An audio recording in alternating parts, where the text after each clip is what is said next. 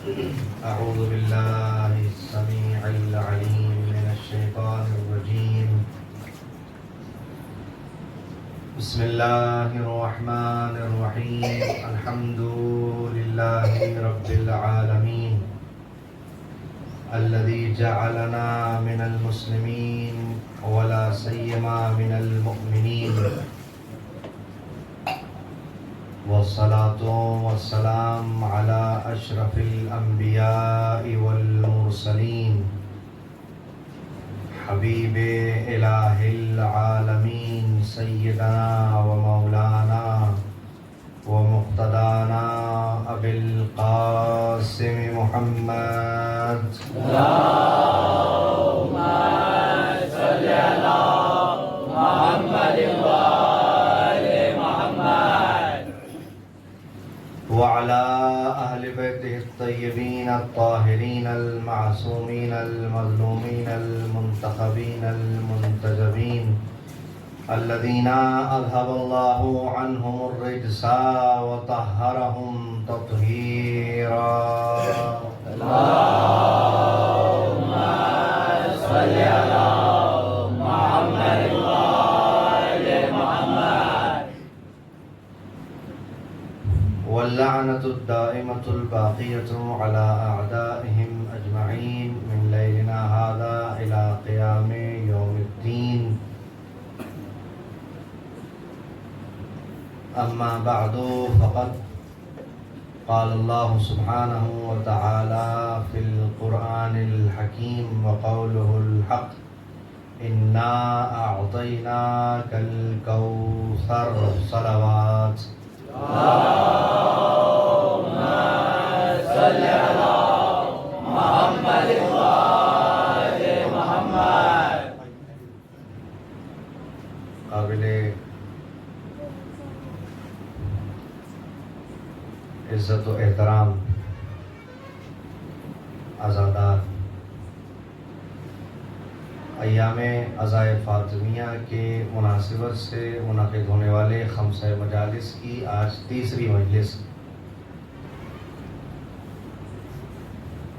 اس امید کے ساتھ کہ ہم سب کی کوشش کو، ہمارے پرسے کو شہزادی قبول فرمائے انشاءاللہ.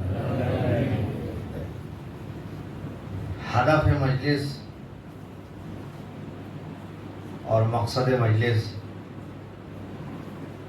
مد نظر ہونا چاہیے مجلس میں آنے سے پہلے اور مجلس میں بیٹھنے کے بعد اور مجلس سے گھر جانے کے بعد. یہ مجلس ایک درسگاہ حسینی ہے، یہ ایک مکتب ہے اہل بیت اطہار علیہ السلام کا. یہیں سے فضائل، یہیں سے مناقب، یہیں سے مصائب، یہیں سے ادب، یہیں سے سلیقہ، یہیں سے تمدن، یہیں سے شعور، اور یہیں سے تمام وہ باتیں جو اہل بیت اطہار علیہ السلام کے ذریعے اللہ نے ہمیں دینا چاہی ہیں وہ دی جاتی ہیں اور دی جانا چاہیے. اس لیے کہ مسجد نبوی میں پیغمبر کے پاس کوئی دو طرح کے ممبر نہیں تھے کہ ادب سکھانا ہے تو کسی الگ ممبر سے بتایا جائے گا، مسائل بتانا ہے تو کسی الگ ممبر پہ جا کے پیغمبر بیٹھیں گے. ایک ہی ممبر تھا. حسن کو اٹھا کے پہچنوانا ہے تو اسی ممبر سے، علی کا تعارف کروانا ہے تو اسی ممبر سے، حلال و حرام سکھانا ہے تو اسی ممبر سے. ٹھیک ہے، کسی کو یہ بتانا ہے کہ کیسے بیٹھنا چاہیے، کیسے زندگی گزارنا چاہیے تو اسی ممبر سے. یعنی زندگی کے جتنے آداب اسلام نے ہمیں سکھائے پیغمبر نے اسی ممبر سے بیان کیے ہیں. تو یہ تو طے ہے کہ یہ مکتب حسینی، یہ ممبر حسینی ایک ایسی درسگاہ ہے کہ ہر وہ بات، ہر وہ چیز، ہر وہ حدیث جسے اہل بیت اطہار علیہ السلام نے ہمیں سکھایا یا ہم تک پیغام پہنچایا وہ ممبر سے بیان ہوگا. معصوم مجسمہ اخلاق ہوتا ہے. خود پیغمبر اسلام جو سب کے سید و سردار ہیں، حضرت محمد مصطفیٰ صلی اللہ علیہ وآلہ وسلم، اللہم صلی علی محمد وآل محمد، جنہوں نے خود فرمایا انی بعثت لأتمم مکارم الاخلاق، میں بھیجا ہی اس لیے گیا ہوں کہ اخلاق کو بصورت اتم یعنی مکمل صورت، مکمل طریقے پر اخلاق کو آپ کی خدمت میں پیش کر سکوں۔ کہتے ہیں کہ دنیا اور جہان کے تمام اخلاق اگر سمیٹ کے کسی ایک جگہ پہ رکھ دیے جائیں تو اس مجسمے کا نام محمد ہے۔ یہ وہ پیغمبر ہیں کہ جو مجسمہ اخلاق سمجھتے ہیں، الفاظ بات سنتے ہیں، مجسمہ اخلاق یعنی تمام تر کائنات کے اخلاق کو سمیٹ کے کسی وجود میں رکھا جائے تو وہ ذات مصطفیٰ بنتی ہے۔ انہوں نے یہ فرمایا کہ میں بھیجا ہی اس لیے گیا ہوں تاکہ میں اخلاق آپ کی خدمت میں پیش کروں۔ آپ کا روزہ کمزور ہے، آپ کی نماز کمزور ہے، آپ کا حج کمزور ہے، آپ کا خمس کمزور ہے، آپ کی عبادت کمزور ہے، یہ آپ کے اور آپ کے اللہ کے درمیان میں ہے۔ میرے ساتھ چلیے گا، کس کے درمیان میں ہے؟ آپ کے اور آپ کے اللہ کے درمیان میں ہے۔ نماز پڑھنے تو آئے تھے، کوئی غلطی رہ گئی، کوئی کمی ہو گئی، کبھی چھوٹ گئی، کبھی کوئی غلط پڑھ دیا، یہ آپ کے اور آپ کے خدا کے درمیان میں ہے۔ آئیے استغفار کریے، بات ختم ہو جائے گی۔ پروردگار بڑا مہربان، رحم کرنے والا ہے، بخشنے والا ہے۔ روزہ کچھ گڑبڑ ہو گئی، متوجہ 15 سال نہیں 16 سال سے ہوئے، 1 سال کے روزے چلے گئے، کچھ گڑبڑ ہوئی، صورت ہے آپ کے پاس، قضا کر لیجئے۔ بیمار ہیں، مجبور ہیں، مشکل ہے، نہیں کر سکے، استغفار کر لیجئے۔ یعنی عبادت کا تعلق بین العبد و ربہ، اللہ اور اس کے بندے کے درمیان میں عبادت کا تعلق ہے۔ لیکن اگر آپ نے کسی کے حق میں کوتاہی کی ہے تو وہاں اللہ ہاتھ اٹھا لیتا ہے، وہاں پر اللہ ہاتھ اٹھا لیتا ہے۔ وہاں کیا ہوتا ہے؟ اب بھیج دیا جائے گا آپ کو، جائیے جس کے حق میں کوتاہی کر کے آئے تھے پہلے اس کا حق پورا کریے۔ دنیا میں نہیں کیا تو محشر میں آپ کے نامہ اعمال میں کاظم بھائی جتنی بھی نیکیاں ہیں کیا کرو؟ لاؤ، دے دو۔ بڑی عجیب ایک بات میں نے پڑھی، یہاں تک تو آپ نے سنا ہوگا، یہاں تک تو بہت سنا ہوگا کہ محشر میں کیا ہوگا؟ محشر میں کیا ہوگا؟ کریڈٹ کارڈ کون کون یوز کرتا ہے؟ کوئی یوز کرتا ہے کریڈٹ کارڈ؟ پتا تو ہوگا۔ بینک کا جیسے ایک ڈیبٹ کارڈ ہوتا ہے ایسے ایک کریڈٹ کارڈ ہوتا ہے، لوگ یوز کرتے ہیں، یوز کرنا نہیں چاہیے۔ وہ ایک بڑا خوبصورت قرضہ ہے جو بینک ہوشیاری سے آپ کو دیتی ہے۔ تو کریڈٹ کارڈ جب آپ یوز کرتے ہو، اگر بینک کی لیمیٹیشنز 10,000 یا 50,000 کی ہیں، وہ ختم ہونے کے بعد بھی اگر آپ اے ٹی ایم پہ پیسے نکالنے کے لیے آئے ہو، 500 روپے کی ضرورت ہے، پھر بھی آپ کے پیسے نکل کے باہر آ جائیں گے۔ صحیح ہے؟ وہ کیا ہوگا اس کا؟ وہ پیسے کہاں چلے گئے؟ مائنس میں چلے گئے۔ یعنی اب اس کا انٹرسٹ جو ہے وہ زبردست طریقے سے لگایا جائے گا۔ وہ کہاں چلے گئے پیسے؟ مائنس میں چلے گئے۔ تو جب محشر میں ایک انسان پہنچے گا اور یہ ہوگا کہ بھئی یہ صاحب جو ہے بڑا گل کھلا کے دنیا میں آئے ہیں، یہ وہ ہیں کہ جو سب سے اونچی اپنی بات رکھا کرتے تھے، یہ وہ ہیں کہ جن کی آواز، جن کا رتبہ، جن کا مرتبہ سب سے بلند ہونا چاہیے تھا، یہ وہ ہیں ان کی آواز، ان کی بات کبھی کسی کے سامنے کٹنا نہیں چاہیے تھی، یہ وہ ہیں آئی ایم سم تھنگ والی بات تھی کہ میں کچھ ہوں۔ تو یہ صاحب آئے ہیں، آئیے، فرشتوں سے کہا جائے گا آئیے ان کا حساب کر لیا جائے۔ تو فرشتے جب حساب کرنے کے لیے بیٹھیں گے، تم نے جس کو ہڑکایا تھا، جس کے حق کو دبایا تھا، جس کی آواز کو دبایا تھا، جس کو کمزور سمجھتے ہوئے اس کے حق کو پامال کرنے کی کوشش کی تھی، لاؤ ذرا پیار سے اپنی نیکیاں اسے دیتے چلو۔ اب یہ ہمارے ہاتھ پیر یہاں تو کام کر رہے ہیں، زبان ہے، ہلکی ہے، ہڈی اس میں ہے نہیں، جس کے خلاف چاہتے ہیں چلا دیتے ہیں، وہاں چلے گا۔ سورہ یاسین پڑھ کے دیکھیے ترجمہ، اعضاء و جوارح، یہ ہاتھ پیر جو آج ہمارے ہیں اور ہمارے کہنے سے چلتے ہیں، یہی ہمارے خلاف گواہی دیں گے اور ہمارے خلاف بولیں گے قرآن کی آواز ہے۔ تو وہاں کیا ہوگا؟ ایک مرحلہ تو یہ ہے کہ آپ کے اکاؤنٹ سے نیکیاں جاتی رہیں گی، ٹھیک ہے جناب. اب ایک وقت یہ آئے گا کہ نیکیاں تو ہے ہی نہیں. میرے ساتھ رہیے گا. ایک ایسا موقع آئے گا کہ اب آپ کے کھاتے میں نیکی ہے ہی نہیں, ختم. گجرات میں کہتے ہیں پک گیا. اب نیکیاں نہیں ہیں مگر سامنے مانگنے والے ابھی کئی باقی ہیں. یہ ہوگا, یہ روایت ہے, یہ ہوگا. سامنے دعوے دار تو کئی سارے ہیں بھائی. ایسا ہی ہو گیا نا, ایک آدمی آیا کھمبات سے گیا کہیں امریکہ, 10-20 سال کے بعد کما کے لوٹا. آ جاؤ بھیا کس کس کا قرض ہے لے لو, کما کے لایا ہوں. اب اس نے دیکھا مال تو سب ختم ہو گیا, 10 آدمی اور کھڑے ہیں کہ ہمارا اور ہے تمہارے اوپر. اب محشر میں جب یہ ہوگا تو ظاہر سی بات ہے نیکیاں ہی دے سکتے ہو, نیکی دے سکتے ہو نا. تو جب نیکیاں چلی جائیں گی اور ایک وقت آئے گا کہ اب ان کے اکاؤنٹ میں کوئی نیکی نہیں ہے, مگر کچھ ایسے افراد ہیں جو یہ کہہ رہے ہیں کہ بھئی ہمارا حق بھی انہوں نے کھایا تھا. حق مانگنے کے لیے سب سے پہلے جو آگے بڑھیں گے, سب سے زیادہ جو حق مانگیں گے وہ آپ کی ماں اور آپ کے باپ اور آپ کے قریبی دوست, آپ کے رشتہ دار, جن کے لیے آپ جو ہے بات بات پہ سینہ تان کے کھڑے ہو جاتے تھے ان کا سپورٹ کرنے کے لیے. یہی وہ ہیں جو سب سے پہلے تم سے حق مانگیں گے. تو عجیب سی بات ہے, بات تھوڑا سوچیے آپ, کتنی عجیب سی ہے. آج وہ لوگ کہ دوستی یا برادری یا رشتہ اخوت کے طور پر آپ ایک دم سے سپورٹ کرنے کے لیے کھڑے ہو جاتے ہو, یہ دیکھتے نہیں ہو کہ حق کس کے ساتھ ہے. یہ سب سے پہلے تم سے حق مانگیں گے اور کہیں گے ہمارا حق دو. اور جب نیکیاں ختم ہو گئی تو کیا ہوگا؟ مائنس میں چلے گا. مائنس میں کیسے چلے گا؟ مائنس میں ایسے چلے گا کہ بھائی یہ صاحب ہیں اور ایک یہ صاحب ہیں, ان کے اکاؤنٹ میں نیکیاں ختم ہو گئی لیکن یہ کہہ رہے ہیں کہ میرا حق ابھی ہے دو. تو اب کیا ہوگا؟ تو ان کی برائیاں ان کے نامہ اعمال میں جانے لگیں گی. برائیاں نامہ اعمال میں جانے لگیں گی. بھئی ابھی تک تو اس کی اچھائیاں جا رہی تھی کس کے پاس؟ اس کے پاس کہ جس کا حق ان کی گردن پہ تھا. اب ان کے نامہ اعمال میں کچھ بچا ہی نہیں ہے تو کیا ہوگا؟ کیا ہوگا؟ اس کی برائیاں ادھر ٹرانسفر ہونے لگیں گی. تو اب ان کی سزا مثال کے طور پہ 10 سال جیل میں رہنا تھا تو وہ ڈبل ہو کے کتنا ہو جائے گا؟ 20 سال ہو جائے گا. اب ایسے دعوے دار اگر کئی سارے نکل گئے تو کیا ہوگا؟ کیا ہوگا؟ جو ہوگا وہ تو نہ میں سوچ سکتا ہوں نہ بیان کیا جا سکتا ہے.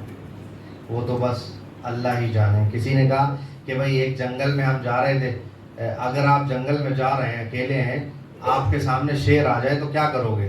تو اس نے کہا میں کیا کر سکتا ہوں, وہی کرے گا جو بھی کرے گا. تو اب جب ایسی منزل آئے گی تو انسان کیا کرے گا؟ کیا کر سکتا ہے؟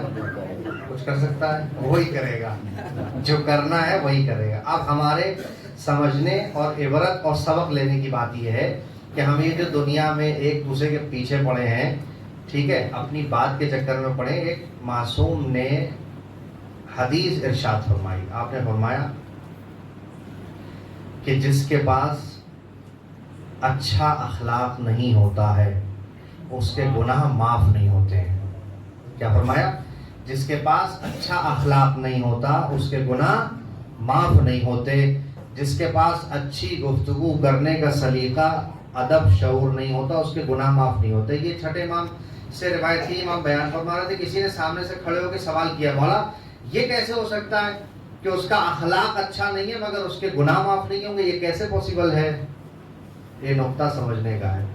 تو امام نے فرمایا کہ بھائی آپ اس کو اس طرح سمجھیے کہ ایک بد اخلاق انسان جس کا اخلاق اچھا نہیں ہے, جس کے پاس مینرز نہیں ہے, شعور نہیں ہے, وہ کوئی گناہ اگر انجام دیتا ہے, کسی کو اپنی بد زبانی سے تکلیف پہنچاتا ہے یا اپنے کسی بد اخلاقی سے کسی کو اذیت پہنچاتا ہے, تو وہ ایک بار استغفار کر لے گا. کیا کرے گا؟ ایک بار استغفار کر لے گا. مگر بد اخلاقی تو اس کی عادت میں شمار ہے. تو اس نے اپنے آج کے گناہوں کا, چلو رات میں جا کے لیٹا اور سوچا کہ میں نے یہ گڑبڑ کی ہے, میں نے یہ گناہ کیا ہے, مجھ سے یہ ہو گیا, سوچا اور اس کے گناہ اللہ نے معاف کر دیے. اب چونکہ اس کی عادت ہی بد اخلاقی ہے, کل پھر سے وہی کرے گا, پرسوں پھر سے وہی کرے گا, اگلے دن پھر سے وہی کرے گا. تو ایک وہ انسان کہ جس کے پاس اچھا اخلاق نہیں ہے, جس کے پاس مینرز نہیں ہے, جس کے پاس علوم آل محمد سے کچھ بھی نہیں ہے, اس کے گناہ کیسے معاف ہوں گے؟ کوئی گناہ کسی بھی غلطی کا سدھارا کرنے کے لیے پہلے ہمیں یہ تو پتہ چلے کہ ہم غلط ہیں. میں نے کل آپ کی خدمت میں حدیث پڑھی, مولا نے فرمایا لا یعلم ولا یعلم بانہ لا یعلم, ایک تو یہ شخص جانتا نہیں ہے، اوپر سے یہ بھی نہیں جانتا کہ میں جانتا نہیں ہوں. تو پہلے تو ہمیں یہ پتا چلے کہ ہم غلط ہیں. یہ کیسے ثابت ہوگا؟ یہی تو سب سے بڑی مشکل ہے کہ ہم غلط ہیں. یہ کیسے ثابت ہوگا کہ آپ غلط ہو؟ تو امام نے فرمایا، نویں امام کی حدیث ہے، آپ نے فرمایا من لم یعظ نفسہ فلا واعظ لہ.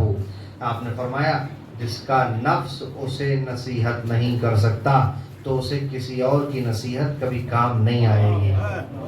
سارا زمانہ مل کے اگر ہمیں نصیحت کرے مگر ہم اپنے آپ سے عبرت حاصل نہیں کر رہے تو ہمیں کسی کی کوئی نصیحت کام نہیں آئے گی. اچھا آپ کا نفس کیسے نصیحت کرے گا؟ صبح ہوئی، کام دھندے پہ نکلے، شام ہوئی، رات آئی، اب جا کے جب بستر پہ لیٹے ہیں تو آپ کو غور و فکر کرنا ہے، سوچنا ہے اپنے بارے میں کہ بھئی میں نے کیا کیا. سوچنا ہے کہ میں نے کیا کیا اور مجھے کیا کرنا چاہیے تھا. کہیں آج میں نے کسی کا دل تو نہیں دکھایا. اگر آپ کو یاد آتا ہے کہ آپ نے کچھ گڑبڑ کیا ہے، شانتی سے چپکے سے جا کے اس سے معافی مانگ لو. اللہ معاف کرنے والا ہے اور معافی مانگنے والوں کو پسند کرتا ہے. آپ جا کے حساب کا تصفیہ کر لیجئے، کوئی بات نہیں ہے.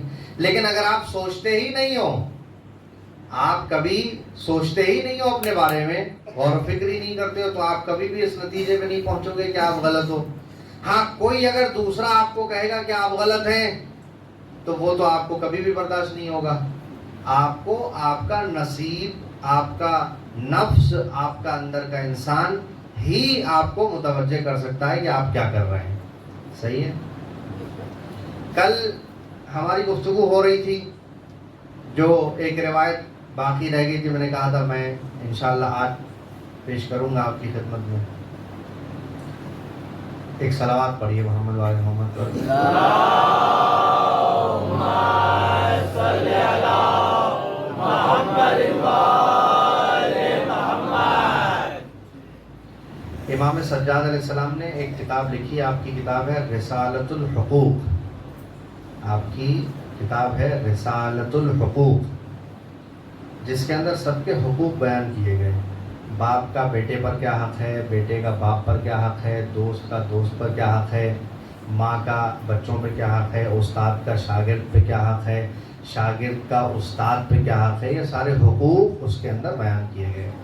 PDF میں موجود ہے، اس کا پلے اسٹور پہ ایپ بھی موجود ہے، عربی میں موجود ہے، فارسی میں موجود ہے، اردو میں موجود ہے اور شاید انگلش میں بھی موجود ہوگی. اگر کوئی پڑھنا چاہے تو بہت عمدہ کتاب ہے اور مختصر سی ہے، چھوٹی سی. اس کے اندر حقوق بیان ہوئے. اب کبھی کبھی کیا ہوتا ہے، دیکھیے مرد کسے کہتے ہیں؟ مرد اسے کہتے ہیں جو کبھی چہرہ نہیں چھپاتا، جو کبھی بھاگتا نہیں ہے. مرد کسے کہتے ہیں؟ جو کبھی بھاگتا نہیں ہے. بھائی ہم بڑا کہتے ہیں نا کہ ہم کل علم کس کو دیں گے؟ پیغمبر نے کیا کہا؟ کس کو دیں گے؟ جو کیا ہوگا؟ رجلن کرارن وغیرہ فرارن. ہم اس کو دیں گے کہ جو مرد ہوگا. مرد کا مطلب یہ ہے کہ جو چھوڑ کے بھاگنے والا نہ ہوگا، اس کو علم دیں گے. تو مرد کی صفت یہ ہے کہ وہ کسی بھی چیز میں منہ چرا کے نہیں بھاگتا. صحیح ہے، وہ مقابلہ کرتا ہے، مرد کی صفت ہے. اب کچھ حقوق ہیں ہمارے. آج ایک مومن کے ساتھ بیٹھا تو ڈسکس ہو رہا تھا، انہوں نے کہا طلاق ہمارے معاشرے میں بہت ہو رہی ہے. ہمارے معاشرے میں طلاق بہت ہو رہی ہے اور حقیقت میں بہت ہو رہی ہے. کیوں ہو رہی ہے جی؟ حقوق ایک دوسرے کے ادا نہیں کر رہے ہیں. ہم لوگ ایک دوسرے کے حقوق ادا نہیں کر رہے ہیں. مرد یہ سمجھتا ہے، مرد کیا سمجھتا ہے؟ مرد یہ سمجھتا ہے کہ میں نے شادی کر لی تو گویا میں ایک کنیز کو خرید کے لے آیا، بس وہ چکن انگارا اور چکن چلی بنا کے کھلاتی رہے اور میں آرام سے کھاتا رہوں. یہ مرد سوچتا ہے. کپڑے دھلے ہوئے ملنا چاہیے، پریس کی ہوئی ہوئی کپڑوں پہ چاہیے. دیکھیے مولا نے فرمایا الحق مرن. حق کیا ہوتا ہے؟ کڑوا ہوتا ہے. مگر جب ہمیں بہت تیز کا بخار ہوتا ہے نا تو ہمیں کڑوی دوائی پینا پڑتی ہے. کیا کرنا پڑتا ہے؟ پینا پڑتا ہے. حق کڑوا ہے مگر حق کو اس کی اسی کڑواہٹ کے ساتھ ایکسیپٹ کرنا پڑے گا. کام نہ ہو گیا. اب میں آپ کو تھوڑے سے حقوق بتاتا ہوں. میں ضروری سمجھتا ہوں مرد کے کیا حقوق ہیں عورت کے اوپر عورت کے کیا حقوق ہیں مرد کے اوپر. پھر اس کے بعد وہ روایت سناؤں گا جو میں نے کل چھوڑ دی تھی. کیا شرعی مسئلہ ہے. دنیا میں جس عالم سے کانٹیکٹ ہو, جس کا نمبر ہو, میری بیان کی ہوئی کسی بھی بات کو ذمہ داری سے پوچھ لینا. اگر کہیں یہ پھیر نکلے تو مجھے فون کر کے میری اصلاح کر دینا. میں معصوم تو نہیں ہوں, مولانا معصوم نہیں ہوتے. میں بار بار کہتا ہوں مولانا معصوم نہیں ہوتے. خاتون کے لیے گھر کے اندر کھانا بنانا, کپڑے دھونا, آپ کے کپڑوں پر پریس کرنا, یہ شریعت کی طرف سے واجب نہیں ہے. شریعت کی طرف سے یہ واجب نہیں ہے. یعنی اللہ نے عورت کی ذمہ داری میں نہیں رکھا کہ بھائی تم روز کھانا بنانا, روز کپڑے دھونا, روز کپڑے پہ پریس کر کے مرد کو دینا. یہ اللہ نے عورت کے اوپر واجب نہیں رکھا ہے. واجب نہیں ہے, شرعی واجب. میں پوری ذمہ داری کے ساتھ کہہ رہا ہوں, شرعی واجب اللہ نے عورت کے اوپر نہیں رکھا.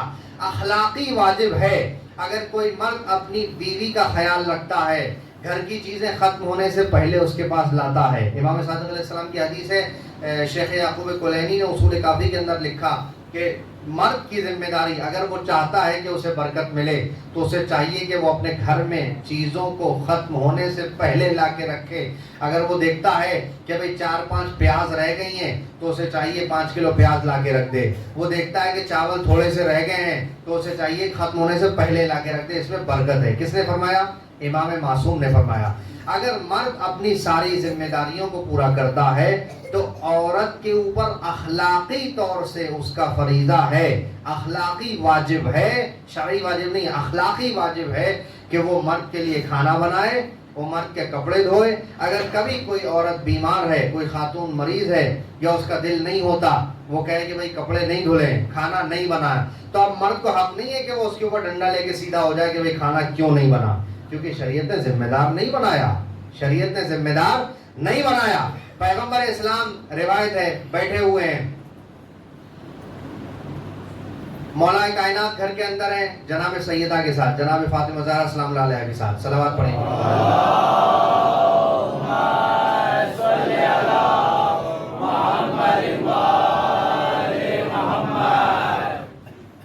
روایت کے الفاظ ہیں, دیکھیے کتاب کا نام ہے جامع الاخبار و بحار الانوار. یہ دو الگ الگ کتابیں, بحار الانوار اور جامع الاخبار. اس میں یہ حدیث انہوں نے نقل کی ہے. یہ روایت کیا ہے؟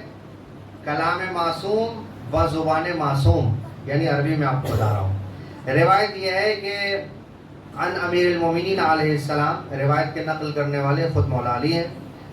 کہتے ہیں کہ ہم گھر میں موجود تھے, دخل علینا رسول اللہ و فاطمۃ جالستاً عند القدر.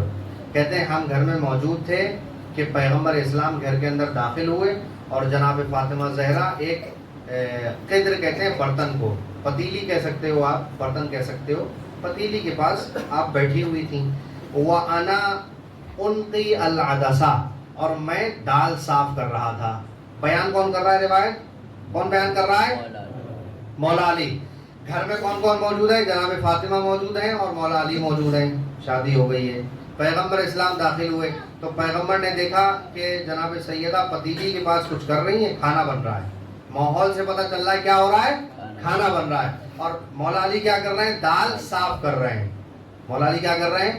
دال صاف کر رہے ہیں. آپ دال صاف کریے, دیکھیے آپ کے ابا کیا کہتے ہیں. ابا شاید بیچارے کم بولیں گے, امی بولیں گی کیا ہو گیا ہے, غلام بن گئے. اب یہ مولا علی کیا کر رہے ہیں؟ دال صاف کر رہے ہیں. یہ روایت ہے. اب میں آپ سے سوال کروں, یہ روایتیں یا یہ پیغامات اگر ممبر سے نہ دیے جائیں تو کہاں سے دیے جائیں گے؟ کیا خواب میں آئے گا مولانا آپ کے کہ بھائی یہ ممبر سے وہ لیا تھا, یہاں سے یہ لے لو, یہیں سے تو جائے گا. مولا دال صاف کر رہے ہیں. اب پیغمبر کا بیان ہے, قال یا ابا الحسن قلت لبیک یا رسول اللہ. پیغمبر نے کہا اے ابا الحسن, فرمایا جی یا رسول اللہ, فرمائیے حاضر ہوں. قال اسمع منی, اے علی میری بات کو سنو. وما اقول الا من امر ربی, اور میں کچھ کہتا ہی نہیں ہوں مگر یہ کہ وہ کہ جس کا حکم میرا پروردگار مجھے کرتا ہے. صحیح ہے.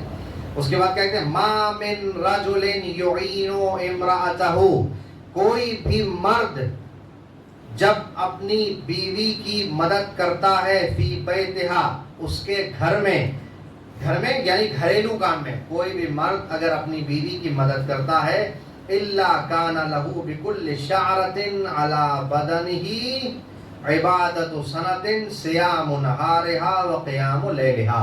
فرمایا جب کوئی مرد اپنی بیوی کی مدد گھر کے کاموں میں کرتا ہے تو پروردگار اس کے جسم پہ جتنے بھی بال ہیں ہر ایک بال کے بدلے میں اسے 1 سال نماز اور روزے کا ثواب عطا کرتا ہے.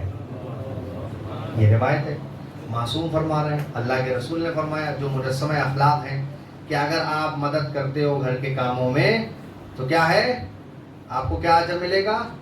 آپ کے جسم پہ جتنے بھی بال ہیں 1 بال کے بدلے میں آپ کو 1 سال کی عبادت کا ثواب ملے گا. اب آگے روایت ہے وَأَعْطَاهُ اللَّهُ مِنَ الثَّوَابِ مِثْلَ مَا أَعْطَاهُ الصَّابِرِينَ داؤد النبی وَيَعْقُوب وَعِیسیٰ علیہم السلام.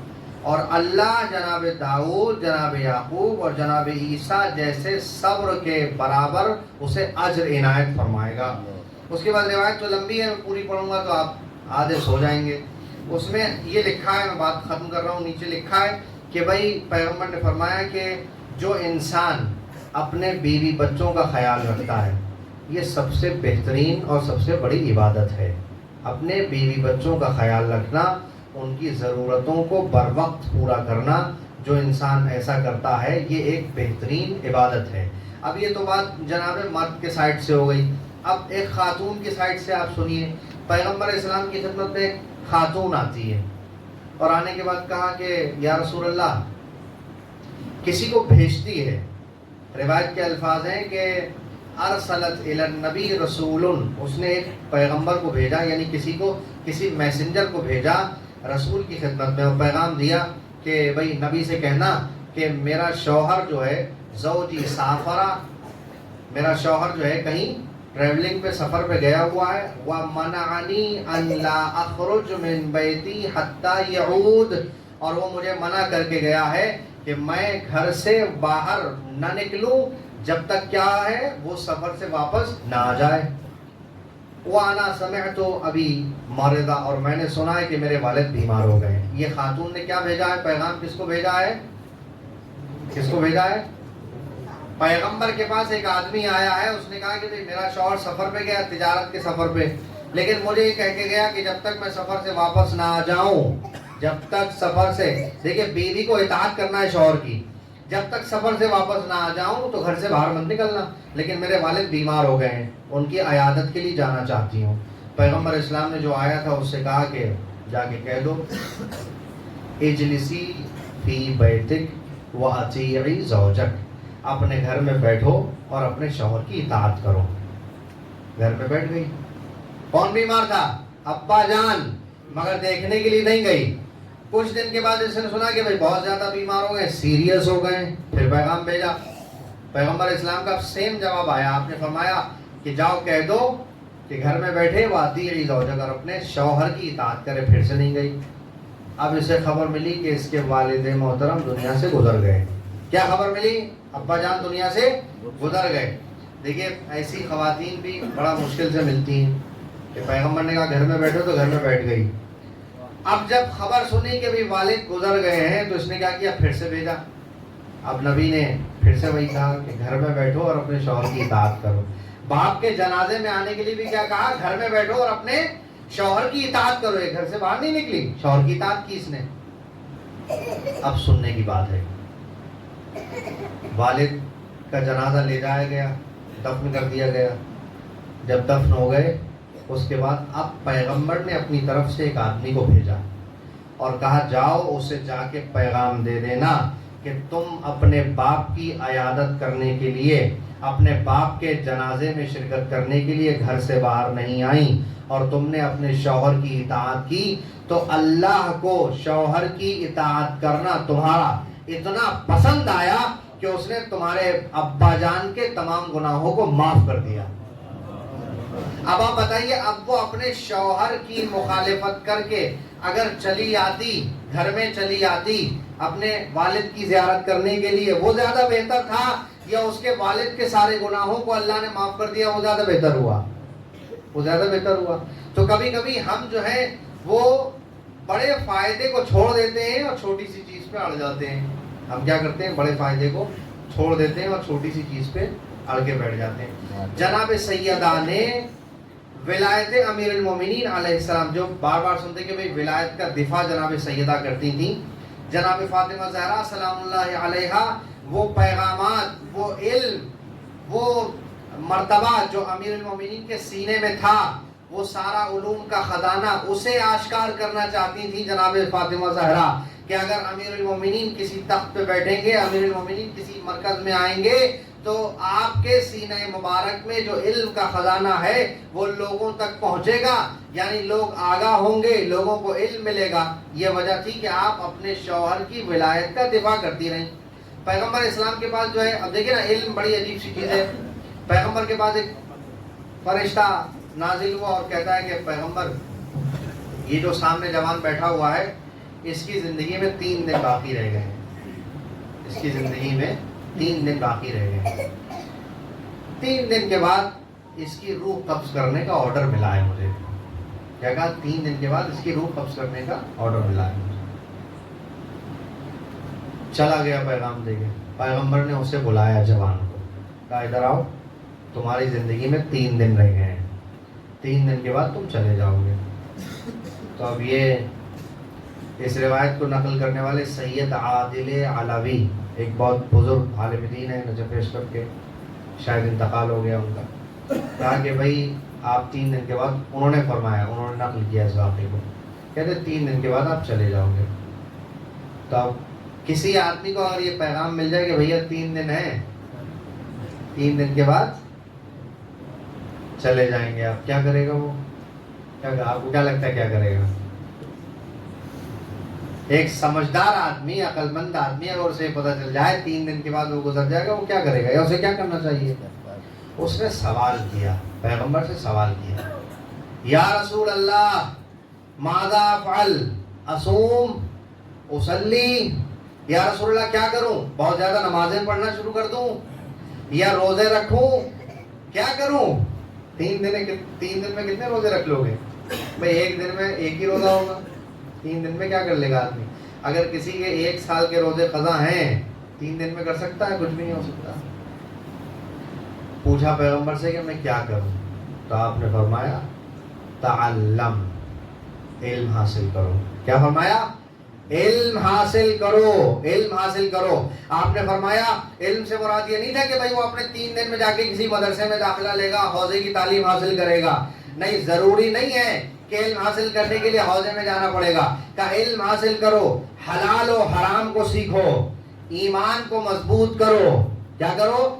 حلال اور حرام کو سیکھو، ایمان کو مضبوط کرو، یہ علم حاصل کرنا ہے۔ اب آج کے اس زمانے میں ہم جو بھی کام کرتے ہیں، میں ایک تو خالی مثالیں دوں گا آپ کو، ہم جو بھی کام کرتے ہیں، جو بھی ہمارا پیشہ ہے، کہتے ہیں الفقہ ثم المتجر، سب سے پہلے مسائل کو سیکھنا ہے، اس کے بعد ہمیں تجارت اور بزنس کے اندر اترنا ہے۔ لیکن یہاں ہم کیا کرتے ہیں؟ پہلے بزنس میں اترتے ہیں اور مسائل بعد میں بھی نہیں سیکھتے، مسائل بعد میں بھی نہیں سیکھتے۔ ایک ٹیلر، ایک درزی جو کپڑا کاٹتا ہے، مجھے سلوانا ہے کرتا اور پائجامہ، میں گیا، میں نے کہا بھئی یہ 6 میٹر کپڑا ہے، آپ ایک کرتا پاجامہ سی دینا۔ انہوں نے میرا ناپ لیا اور کرتا پاجامہ سی دیا، کرتا پاجامہ بنا 5.5 میٹر میں۔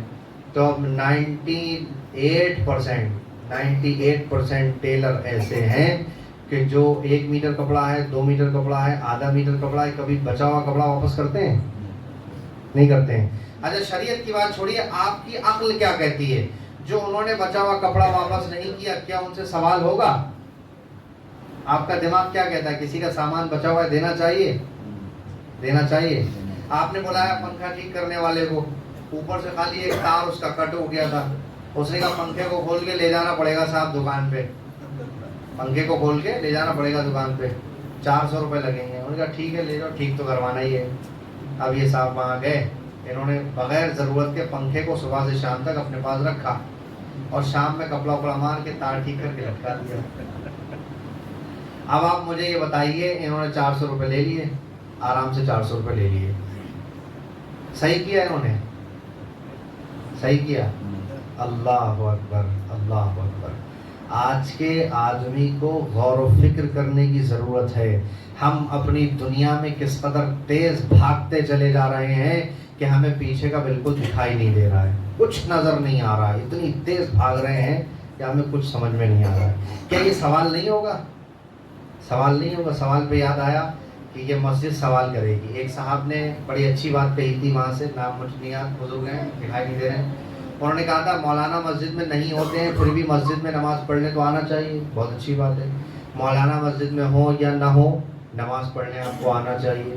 یہ مسجد اگر کوئی اس کے آس پاس رہتا ہے اور مسجد میں آپ نماز پڑھنے نہیں آتے تو آپ سے سوال کرے گی کہ میں آپ کے محلے میں تھی لیکن آپ نماز پڑھنے نہیں آئے. ایک عالم جو آپ کے درمیان میں اگر تھا, آپ نے اس سے سوال نہیں کیا, آپ نے اس سے علم حاصل نہیں کیا, عالم شکایت کرے گا. قرآن آپ کے گھر میں رکھا ہوا تھا, آپ نے نہیں پڑھا, قرآن بارگاہ خداوند میں شکایت کرے گا. ایک روایت میں نے پڑھی تھی کہ قرآن اگر کسی کے گھر میں نہ پڑھا جائے تو قرآن اللہ کی بارگاہ میں یہ کہتا ہے, اللہ اس گھر سے کسی کو اٹھا لے, یہ ایسے تو مجھے نہیں پڑھیں گے لیکن جب کوئی مر جائے گا اس کے تیجے میں پڑھیں گے. یہ قرآن کی آواز ہے. قرآن کہتا ہے اللہ اس گھر سے کسی کو اٹھا لے گے, ایسے تو مجھے پڑھیں گے نہیں, جب کوئی مر جائے گا تو ٹھیک ٹھاک ہے, قرآن تو ختم ہوگا کم سے کم. یہ قرآن کہتا ہے. اب میں بات کو ختم کروں گا, کل ایک روایت باقی رہ گئی, جس صلوات پڑھیے تو میں سناتا ہوں.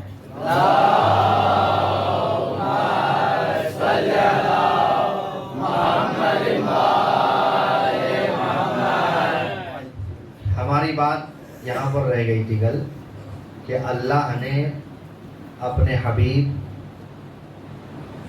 اور امیر المومنین دونوں کو نور سے پیدا کیا, مگر یہ نور سب کے سمجھ میں کیوں نہیں آتا؟ صحیح ہے.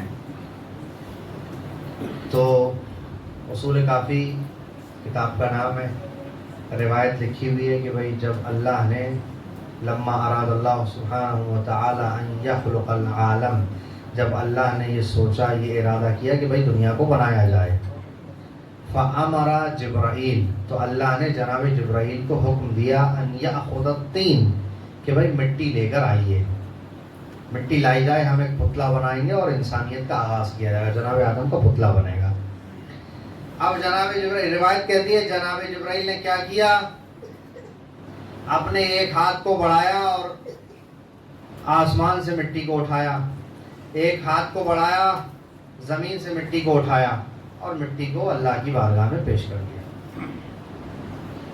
اب روایت کہتی ہے کہ دونوں ہاتھ کی ہتھیلیوں میں یا مٹھی میں جو مٹی تھی, تو جو رائٹ ہینڈ میں تھی, اللہ نے آواز دے کے کہا من کالشہداء, من کالسعداء, من کالصالحین, من کالمؤمنین. فرمایا کہ بھئی یہ جو دائنے رائٹ ہینڈ میں جو تمہارے مٹی ہے, اس مٹی سے مومنین پیدا ہوں گے, اس سے نیک لوگ بنائے جائیں گے, اس سے شہید پیدا ہوں گے, اس سے اچھے لوگ خلق کیے جائیں گے. اور یہ جو تمہارے لیفٹ ہینڈ سائڈ کی مٹھی میں مٹی ہے, اس سے کون بنے گا, من کالاشقیاء, من کالاعداء, من کالفاسقین, من کالفاجرین. یہ جو مٹی ہے اس سے خراب لوگ بنیں گے, اس سے فاسق و فاجر لوگ بنیں گے, اس سے کافر لوگ بنیں گے, اس سے بدبخت لوگ بنیں گے. اب روایت کے الفاظ یہ ہیں کہ جبرائیل نے پھر کیا کیا, فَمَزَجَهُمَا, اب ان دونوں مٹیوں کو ملا دیا, ان دونوں مٹی کو کیا کیا, ملا دیا. اب جناب یعقوب کلینی صاحب نے کتاب کے اندر لکھا ہے کہ اب جب دونوں مٹیوں کو آپس میں ملایا, یہی مٹی کو ملانے کا سبب تھا کہ جب ہم کسی کافر کو دیکھتے ہیں کہ اس سے کوئی نیک کام وجود میں آ رہا ہے تو سمجھ میں آتا ہے کہ سیدھے ہاتھ کی مٹی کا اثر دکھائی دے رہا ہے, اور جب ہم کسی مومن کو دیکھتے ہیں کہ بھئی کوئی مومن اگر کوئی خراب کام کر رہا ہے تو ہمیں لگتا ہے کہ بھئی یہ الٹے ہاتھ کی مٹی کا اثر ہے. یعنی اللہ نے کیا کیا, بہت توجہ دیجیے گا, اللہ نے کیا کیا, مٹی منگانے کا حکم دیا اور مٹی سے جناب آدم کے پتلے کو بنا دیا, اور وہیں پہ فیصلہ کر کے بتایا کہ بھئی دائنے ہاتھ کی مٹی سے کون بنے گا, بائیں ہاتھ کی مٹی سے کون بنے گا. یہ پہلے سے ڈیسائیڈ ہو گیا. اب سے لے کے قیامت تک کہیں काफिर पैदा होगा, कहीं मुनाफिक पैदा होगा, कहीं अली का दुश्मन पैदा होगा। जो जहां जहां पैदा होगा वो पहले से ही उसका फैसला लिया जा चुका है। तो अब अगर माशरे में किसी मुसलमान को देखो कि अली उसे हजम नहीं होता है तो झगड़ने की जरूरत नहीं है। अपने दिमाग में इतना समझा देना कि ये इसकी गलती नहीं है, इसकी मिट्टी ही खराब है, इसे तो बनाया ही ऐसी मिट्टी से गया है कि इसके दिमाग में कभी अली आ ही नहीं सकता है। सलावत पढ़े मोहम्मद वाले मोहम्मद पर। अल्लाहुम्मा सल्ली अला मुहम्मद वाले मोहम्मद। अब ये उसकी अपनी कोई गलती नहीं है, उसे तौफीक ही नहीं है। ये भी बड़ी अजीब सी चीज़ है। तौफीक जब तक परवरदिगार हमारे दिल की घंटी को नहीं बजाता हम कुछ भी नहीं कर सकते। हो सकता है मजलिस की आवाज़ कुछ लोग बाहर बैठ के सुन रहे होंगे, और ये भी हो सकता है कि कुछ लोगों ने सोचा होगा जाएंगे मजलिस में मगर खा के नींद आ रही होगी, आए नहीं होंगे। तो ये क्या है? तौफीक है। ये क्या है? तौफीक है। दुआओं में आप पढ़ते हो या मुक़ल्लिबल क़ुलूब, है ना जुमला, उसका क्या मतलब है? उसका मतलब क्या है? या मुक़ल्लिबल क़ुलूब, यानी ऐ वो खुदा जो दिलों को हिलाने वाला है, ऐ वो खुदा जो दिलों को हिलाने वाला है। अल्लाह के हाथ में ही है सारे दिलों की घंटी, अल्लाह ही दिल में डालता है, अल्लाह ही दिल में डालता है कि भाई आपको ये करना है। अगर आप यहाँ से निकले, आपके पास जो है वो छुट्टे पैसे हैं, अच्छे खासे पैसे हैं, आप यहाँ से निकले, एक फ़कीर मांगते मांगते 1 किलोमीटर चला जाएगा आपके साथ, अगर तौफीक नहीं है आप दोगे नहीं उसे। अगर आपके दिल में अल्लाह ने नहीं डाला आप नहीं दोगे। इसीलिए इमाम ने फरमाया कि आप जो है अगर किसी नेक काम को अंजाम देते हो तो आपको चाहिए 4 मरतबा अल्हम्दुलिल्लाह रब्बिल आलमीन, अल्हम्दुलिल्लाह रब्बिल आलमीन पढ़ा करो। आप आदत बना लो 4 मरतबा सुबह में अल्हम्दुलिल्लाह रब्बिल आलमीन, 4 मरतबा शाम में अल्हम्दुलिल्लाह रब्बिल आलमीन पढ़ना है, ताकि अगर तुमसे कोई नेक काम वजूद में आया तो उसका शुक्र अल्लाह की बारगाह में तुम अदा कर दो। 10 बज गए, मजलिस तमाम हो गई। जनाब सैयदा को हम पुरसा पेश करते हैं जब आपके लाल हुसैन की मजलिस होती है। जनाब सैयदा को पुरसा पेश करते हैं जब अमीरुल मोमिनीन की मजलिस होती है। लेकिन जहाँ खुद जनाब सैयदा फ़ातिमा ज़हरा का जिक्र किया जाए तो वहाँ मैं समझता हूँ कि हबीब खुदा मोहम्मद मुस्तफ़ा पुरसा लेने के लिए आते होंगे और आवाज़ दे के शायद कहते होंगे कि ये वो उम्मत है जिसने मेरी बेटी के ऊपर ऐसा जुल्म किया कि जिस नबी का कलमा पढ़ते थे उसी की बेटी को इस अंदाज से सताया कि शहज़ादी फ़ातिमा को कहना पड़ा, सुब्बत अलैया मसाइबुन लौ अन्नहा सुब्बत अलल अय्याम सिरना लयालिया, कि मेरे ऊपर वो मुसीबतें ढाई गईं कि अगर दिन पे पड़ जाती तो स्याह रात में तब्दील हो जाते। जनाब सैयदा फ़ातिमा ज़हरा किस कदर मज़लूम शख्सियत का नाम है, अल्लाह अकबर।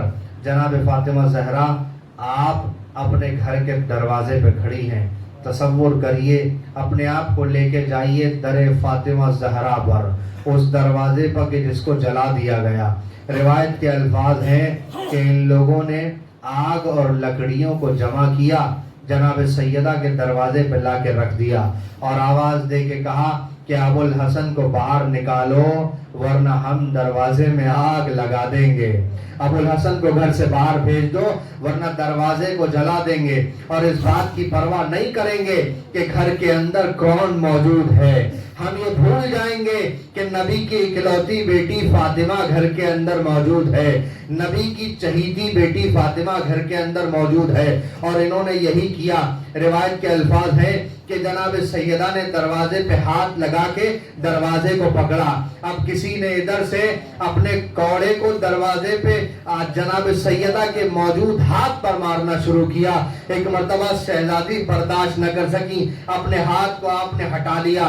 जब जनाब सैयदा ने अपने हाथ को दरवाजे से हटाया, अब ये उन आग और लकड़ियों को दरवाजे पर रख के आवाज दे के कहता है कि अगर अब भी अली घर से बाहर न निकले, बहुत तसव्वुर कीजिएगा, आप सुनिए, कहता है कि अब भी अगर अबुल हसन बाहर न निकले तो मैं घर में आग लगा दूंगा।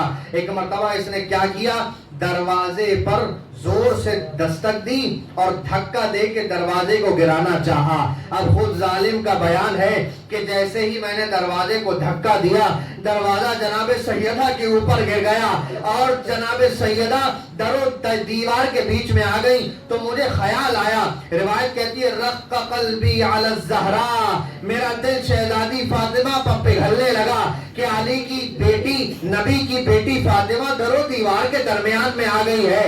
لیکن مجھے ایک بات یاد آ گئی، میں نے دیکھا کہ علی نے ہمارے بزرگوں کو جنگ میں کتنا مارا ہے، میں نے دیکھا محمد نے جادو دکھایا ہے، ارے میں نے دیکھا کہ علی گھر سے باہر نہیں آتے ہیں۔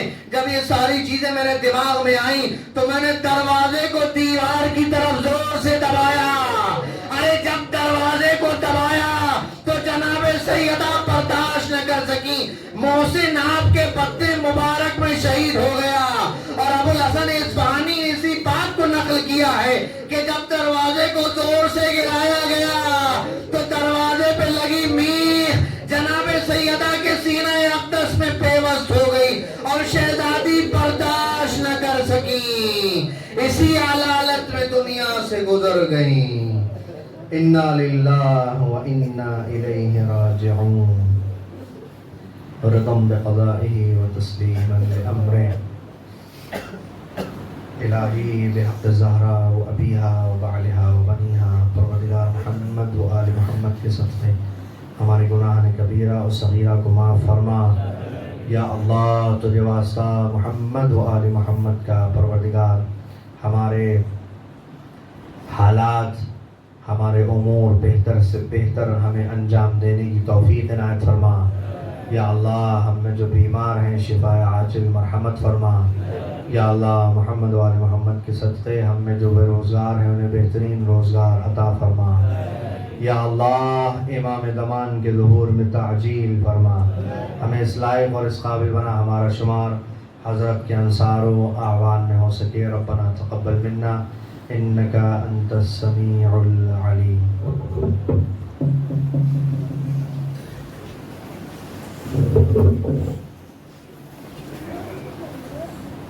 السلام علیکم آبا عبداللہ، السلام علیکم ابن رسول اللہ، السلام علیکم ابن امیر المومنین و ابن سید الوسین، السلام علیکم ابن فاطمۃ الزہراء سیدۃ النساء العالمین، السلام علیکم ورحمۃ اللہ وبرکاتہ، السلام علیکم یا غریب الغرباء، السلام علیکم یا معین الضعفاء والفقراء، السلطان یا ابو الحسن یا علی بن موسیٰ رضا، السلام علیکم ورحمۃ اللہ وبرکاتہ، السلام علیکم یا صاحب آخر الزمان، الامان الامان الامان من زوال الایمان، السلام علیکم ورحمۃ اللہ وبرکاتہ۔ اللہم صل علی محمد